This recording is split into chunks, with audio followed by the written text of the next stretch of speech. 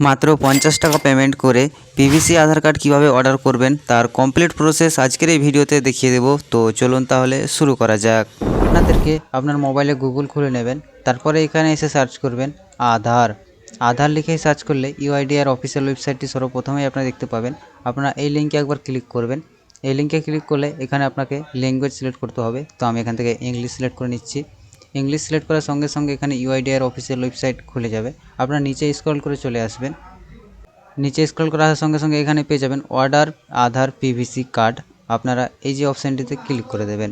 এই অপশানে ক্লিক করে দিলে আপনাকে আবারও একটি নতুন পোর্টালে রিডাইরেক্ট করে দেওয়া হবে। তারপরে এখান থেকে আপনাদেরকে কন্টিনিউ উইথ ওয়েবে ক্লিক করে দেবেন।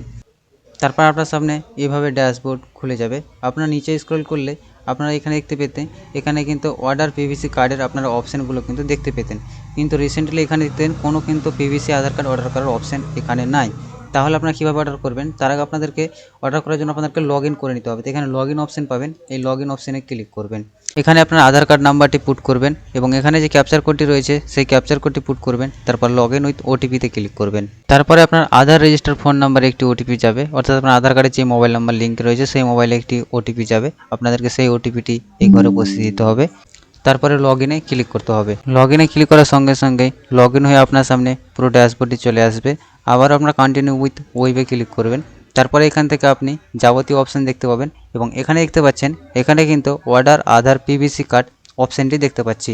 আমরা লগ ইন করার আগে কিন্তু দেখতে পাচ্ছিলাম না, বাট এখানে সিস্টেমটি চেঞ্জ করে দিয়েছে। আপনারা লগ ইন করবেন, তারপরে কিন্তু আপনারা এই অপশানটি দেখতে পারবেন বা ব্যবহার করতে পারবেন। তো আপনারা এই অপশানে ক্লিক করে দেবেন। এখানে ক্লিক করে দিলে এখানে আপনি দুটি অপশান দেখতে পাবেন, একটি হচ্ছে সেলফ, একটি হচ্ছে আদার্স। যদি আপনি নিজের জন্য পিভিসি কার্ড অর্ডার করতে চান তাহলে আপনি সেলফ সিলেক্ট করার পর ডাইরেক্ট নেক্সটে ক্লিক করে দেবেন।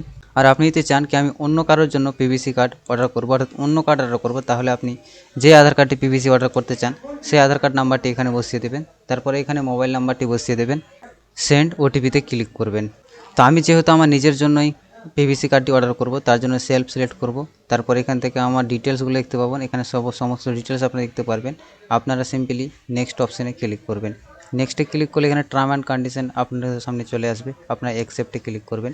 অ্যাকসেপ্টে ক্লিক করলে আপনাদেরকে পেমেন্ট পেজে রিডাইরেক্ট করে দেওয়া হবে এবং এখান থেকে আমাদেরকে 50 টাকা পেমেন্ট করতে হবে।